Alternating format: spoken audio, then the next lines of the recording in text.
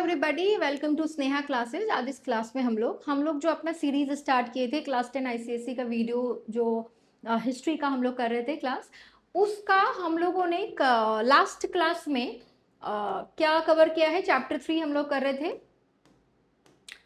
So we have completed all these parts in our previous class and now this chapter 3, right, the first phase of Indian national movement. Okay, now in the अभी हम लोग क्या करेंगे। अभी हम लोग prominent leaders, जैसे कि मान लीजिए हम लोग मॉडरेट्स को कवर कर रहे थे, पहले हम लोग क्या करेंगे, मॉडरेट्स को कवर करेंगे, है ना। तो कुछ prominent, some prominent moderate leaders, है ना, कुछ प्रोमिनेंट मॉडरेट लीडर्स जिसके वजह से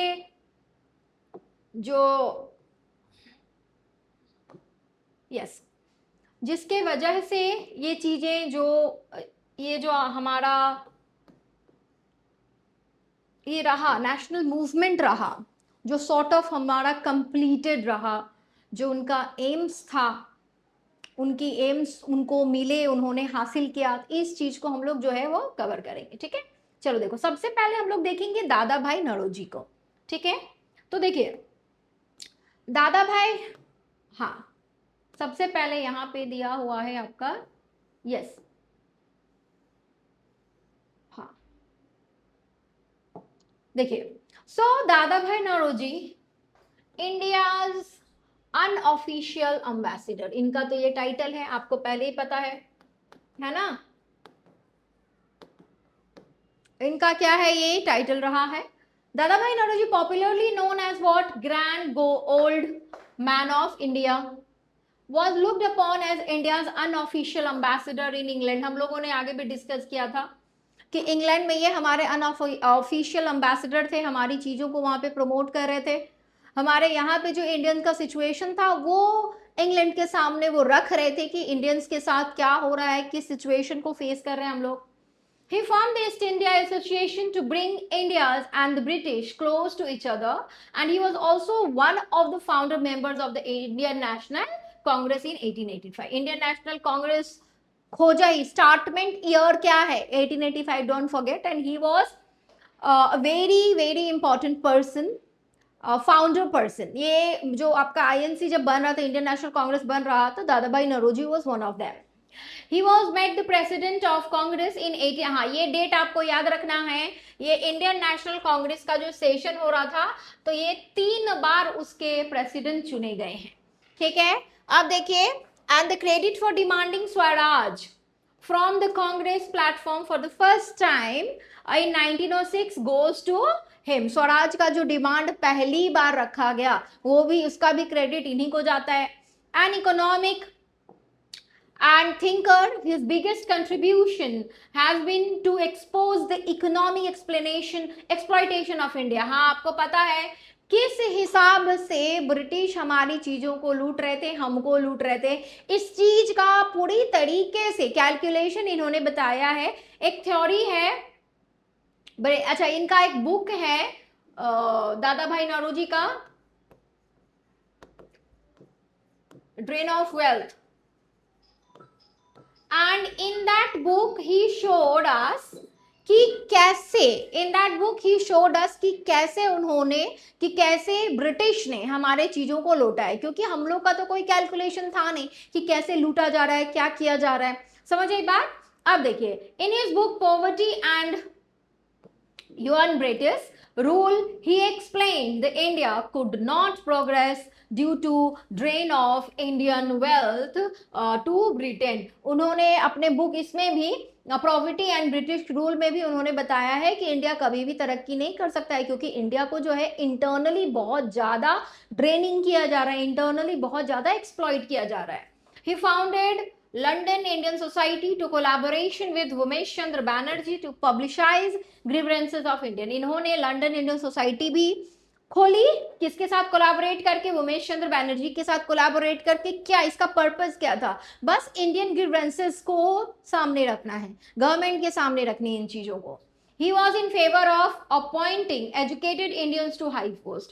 और जब इस बात पे चल रहा था, मुद्दा जब चल रहा था कि पढ़े लिखे लोगों को हाई पोस्ट पे रखना है, तो इस चीज के फेवर में थे ये कि हाँ इनका भी ये मानना था कि हाँ ये सही बात है, ऐसा होना ही चाहिए, जो पढ़े लिखे हैं जिनको चीजों की जानकारी है उनको अच्छा पोस्ट काम में मिलना ही चाहिए। समझिए बात, ये चीजें थी हमारे दादा भाई नौरोजी के बारे में। अब देखिए कंट्रीब्यूशंस क्या क्या इनका रहा है।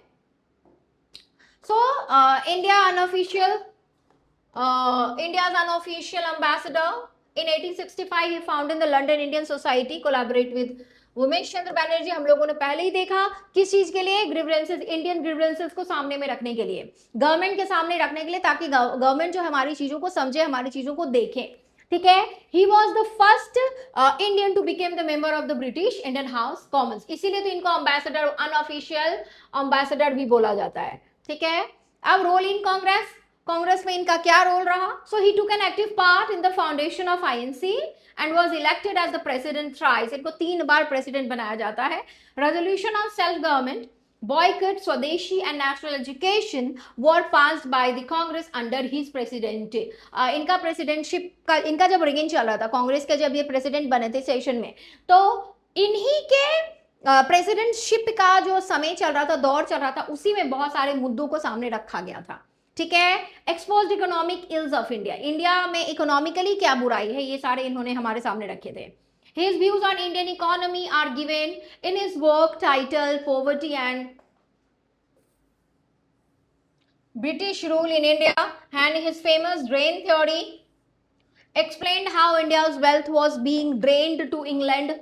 ड्रेन थ्योरी में भी उन्होंने बताया कि कैसे इंडिया का वेल्थ जो है वो ब्रिटिश के द्वारा एक्सप्लॉइट किया गया है। ठीक है, इनका लिटरेरी वेज देख लीजिए क्या क्या है। एक तो है राष्ट्र अवतार, स्पीक्स ऑफ द ट्रूथ, और एक धर्म मार्गदर्शक। ठीक है ना, ये दोनों जो है इनके बहुत ही पॉपुलर न्यूज़पेपर्स हैं। ठीक है, अब देखिए नेक्स्ट हम लोग देखेंगे गोपाल कृष्ण गोखले। ठीक है, Gopal Krishna Gokhale. So Gopal Krishna Gokhale was born at Kolhapur in Maharashtra in 1866. He was a professor and of history and economics at Ferguson College in Pune, and he joined the Deccan Education Society founded by Justice Ranade. ये सब चीजें थोड़ा याद रखिएगा, ये सब इनका information है, पॉलिटिकली अभी हम लोग नहीं देखे। And he was awarded the title of CIE, यानी कि champion of Indian Empire. Gokhale became the most popular leader of the Indian National Congress. He presided over the Varanasi session of Congress in 1905. Swaraj का जो बात हुआ था पहली बार, हाँ वो इसी सेशन में हुआ था, याद रहेगा, समझ आई बात। ठीक है, चलिए इनके कंट्रीब्यूशंस को देख लेते हैं, क्या है इनका कंट्रीब्यूशन। सबसे पहले ही परसुएडेड ब्रिटिश फॉर रिफॉर्म्स, इन्होंने ब्रिटिश को भी अपने बातों में फंसाया कि हमारी चीजों को कैसे सुना जाए, कैसे सुधारा जाए। So he favour the use of constitutional means and to achieve his goals, and he oppose the policies of the British government on issues such as, government ने जो इशूज लगा के रखे थे, पॉलिसीज जो लगा के रखे थे, उनसे इनको जो है इशूज था, जैसे incurring huge expenditure on the British army. British army को मेंटेन कर, जब पहली बात तो ब्रिटिश का आर्मी था बहुत बड़ा, उसको मेंटेन करने के लिए बहुत ज्यादा पैसा अमाउंट जो है उसमें इन्वेस्टमेंट जा रही थी। तो इनका कहना था उतना बड़ा आर्मी को मेंटेन करने के लिए अगर इतना ज्यादा पैसा लग रहा है तो उसको कम करो, and rather than investing on the army, और किस पे इन्वेस्ट करना चाहिए, एजुकेशन पे करना चाहिए। आप ये देखिए कि इंडियन का क्या सीन चल रहा है, इंडियंस क्या चीजों को लेके चल रहे हैं, समझ आ रही बात। So, adopting the policy of racial discrimination in appointments of high post and imposing production tax on cotton. Cotton पे जो टैक्स, हाई टैक्स लिया जा रहा था, इसके खिलाफ भी थे। फिर रेशियल डिस्क्रिमिनेशन जो चल रहा था, पॉलिसी जो चल रही थी हाई पोस्ट के जॉब को लेके, इसके खिलाफ भी इन्होंने उतरा।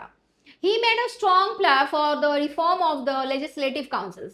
Legislative council में भैया नंबर बढ़ाया जाए, किसके, इंडियंस का भी नंबर बढ़ाया जाए, उसमें पार्टिसिपेशन का, इंडियंस को भी मौका मिले लेजिस्लेचर में बैठने का, कुछ देखने का कि कैसे क्या कानून बनाया जा रहा है। हाँ, and separation of judiciary from the executive, played an important role in the passage of Minto Morley reforms. Minto Morley reforms को पैसेज करने में इसका बहुत बड़ा था, ये मिंटो मॉर्ले रिफॉर्म मैं नेक्स्ट क्लास में डिस्कस करूंगी। And serve the member of the Indian public service, मतलब कमीशन। ये इंडियन पब्लिक सर्विस कमीशन के मेंबर भी रहे। ओके, अब देखो servants of the Indian society, ये इन्होंने खोला। देखिए servant of the Indian society कब, 1905 में। और मेन एम क्या था, society was to train national leader who would dedicate themselves to the service of India। मतलब ये इसके तहत क्या कर रहे थे, लोगों को ट्रेन कर रहे थे और उनके अंदर एक नेशनलिज्म वाली फीलिंग को इरप्ट करने की कोशिश कर रहे थे, जिसके तहत वो लोग जो है अपना देश के प्रति अपना ड्यूटी समझेगा और वो सर्विस प्रोवाइड करेगा। He worked for the elevation of depressed classes। हाँ, जो डिप्रेस्ड क्लास है, वो जो डिप्रेस्ड क्लास है उनका जो सिचुएशन है, जो इतना दलित सिचुएशन में वो लोग रह रहे हैं, इनका जो पीटीएस सिचुएशन है उस चीज को दूर करने के लिए इन्होंने बहुत कोशिश की। It assisted educational movements specially those which were for the education of women. Women के एजुकेशन के लिए भी इनका बहुत बड़ा रोल रहा। ओके, अब देखिए role as a member of imperial legislative council, इनका क्या था। So firstly he became the members of imperial legislative council and he pleaded in the council for reduction in salt duty and abolition of excise duty on the cotton goods। बहुत ज्यादा cotton पे excise duty ले रहे थे, आपका salt पे duty charge हो रहा था, टैक्सेस बहुत ज्यादा, तो उसके लिए वो लोग उन्होंने रिक्वेस्ट किया कि ये सब हटाया जाए। He impressed upon the government to reduce what, land revenue। he demanded radical changes in the fiscal policies and better jobs for the educated people। okay, opposition where necessary, cooperation where possible। इनका ये बहुत अच्छा lining है, opposition where necessary, cooperation where possible। opposition करेंगे जहां पे जरूरी है, cooperation करेंगे जहां पे possible हो पाएगा। ये बहुत अच्छी है, ये बहुत अच्छा लाइन था इनका। Gokhale, you know what, Gokhale is the political guru of Gandhiji, very important, who is known as the political guru of Gandhiji, so basically Gokhale। okay, the credit of persuading Gandhiji to return to India, you know, in when 1915 में, and to join Indian public life also goes to Gokhale। okay, now Gandhiji accepted Gokhale as his political mentor, or you can say political guru। Okay, clear, समझ आ रही बात। So we have discussed about Gokhale, Gopal Krishna Gokhale, Surendra Dadabhai Naoroji. Now we are going to discuss about Surendranath Banerjee. Okay, so yes, let's discuss about Surendranath Banerjee. This image is, I think Dadabhai Naoroji's image। Avoid the image please. Now it's okay। See, Surendranath Banerjee, and Banerjee was born in Bengal in 1848। He was the first Indian to qualify for the Indian Civil Service examination, and he worked as a magistrate in Assam, but he was soon dismissed because he opposed the policy of racial discrimination followed by the British। okay, now he was popularly known as the father of Indian nationalism। very important, father of Indian nationalism is Surendranath Banerjee। okay, याद रहेगा सबको। चलिए, he was elected as a member of the Calcutta Cooperation for nearly 2 decades, and he was elected to the Bengal Legislative Council 4 times। 4 bar Bengal legislative council में इनका election हुआ। he was appointed as minister of self government and health by the governor of Bengal, first Indian to hold that position। okay, remember this। now see, he founded Indian Association। very important, who founded Indian Association? Surendranath Banerjee in 1876। इसका M क्या था कि educate करेगा, लोगों को पढ़ाएगा, और to create what, strong public opinion. लोगों के अंदर स्ट्रॉन्ग पब्लिक ओपिनियन आनी चाहिए चीजों को लेके, क्या सही है क्या गलत है, क्या फर्क समझ में आना चाहिए। arouse political consciousness and unity। now to create an all India political organization, he convened the Indian National Conference at Calcutta to create an all India political organization। मतलब to एक ऐसा environment create करने के लिए he convened the Indian National Conference at Kolkata, and his Indian National Conference merged with that Indian National Congress, and he presided over 2 sessions of the Congress. ये 2 session के जो है प्रेसिडेंट रहे हैं, कौन? Surendranath Banerjee. And he edited a newspaper, कौन सा? बंगाली, नाम ही बंगाली है, which served as a powerful medium for mobilising public opinion. लोगों तक चीजें पहुंचाने के लिए इनका जो बंगाली न्यूज़पेपर था उसने बहुत बड़ा रोल निभाया था। ठीक है, इनका बुक है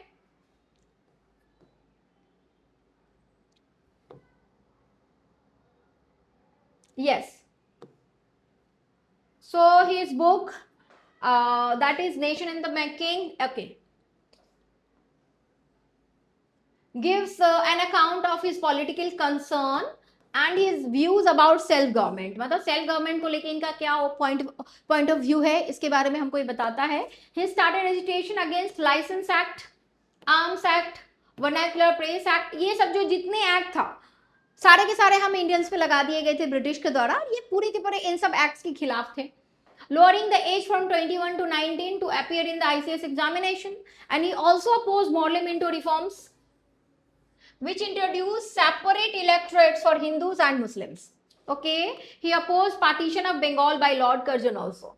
ओके, जो पार्टीशन किया गया था वो उसके खिलाफ भी थे। इनका आपने देखा बहुत सारी चीजों के खिलाफ थे। ओके, आप देखिए इनका क्या कंट्रीब्यूशन रहा। कंट्रीब्यूशन तो देख लिया हम लोगों ने, इंडियन एसोसिएशन इन्होंने फाइंड आउट किया 1876 में, जिसका मेन मुद्दा क्या था कि लोगों को पढ़ाए, लोगों का जो अवेयरनेस है उसको जगाए। All India political organisation create किया था इन्होंने, to create an all India. Surendranath convened the International Congress Conference in 1883 at Kolkata, and Surendranath Banerjee's Indian National Conference merged with the Indian National Congress। Last में Indian national Congress के साथ वो मिल जाता है। And political ideas क्या रहता है इनका, क्या है?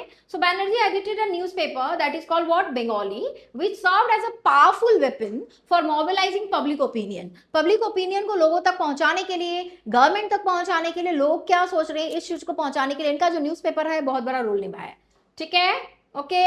लास्ट जो हमारा इस चैप्टर का है वो क्रिटिसिज्म है ऑफ द अर्ली नेशनलिस्ट। क्या क्रिटिसिज्म था? देखिए, the moderates failed to draw the maximum people into the mainstream of the national movement। मतलब नेशनल मूवमेंट जो उन्होंने इनिशिएटिव लिया था उसमें ज्यादा से ज्यादा आदमी को अपने बातों में लाने में वो लोग बहुत ज्यादा कामयाब नहीं हुए थे।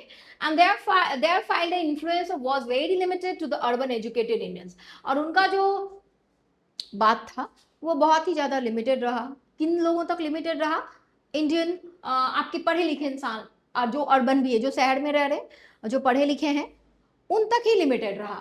There leadership was contained by the particular professional groups like teachers और लॉयर, जर्नलिस्ट वगैरह, डॉक्टर्स वगैरह जो इनको सपोर्ट करते थे। And their movement did not, लेकिन आप एक चीज समझिए ना, चुनिंदा लोगों के सपोर्ट से आप कोई भी मूवमेंट को कामयाब नहीं कर सकते। आपको चाहिए मास सपोर्ट, आपको हर तरीके के लोगों का सपोर्ट चाहिए होता है। Now their movements did not have a wide appeal. Besides, their movement remained confined to town and cities. Okay, मतलब इनका जो बात था, इनकी जो मुद्दा थी वो कहाँ तक रह गई? वो रह गई आपके शहर के इलाकों तक ही सीमित रह गया। ठीक है, हाँ, तो ये हम लोगों ने देखा हमारे 3 इंपॉर्टेंट मॉडरेट लीडर्स, उनके पॉइंट ऑफ व्यू, उनका क्या पार्टिसिपेशन, क्या कंट्रीब्यूशन रहा हमारे पॉलिटिकली, उनका क्या कंट्रीब्यूशन रहा है। ठीक है, okay. So we have completed the 3rd chapter of history ICSE class 10। Next I will start, I will come with your civics chapters। ठीक है, तब तक के लिए मेरे क्लासेस के साथ बने रहे। Thank you so much.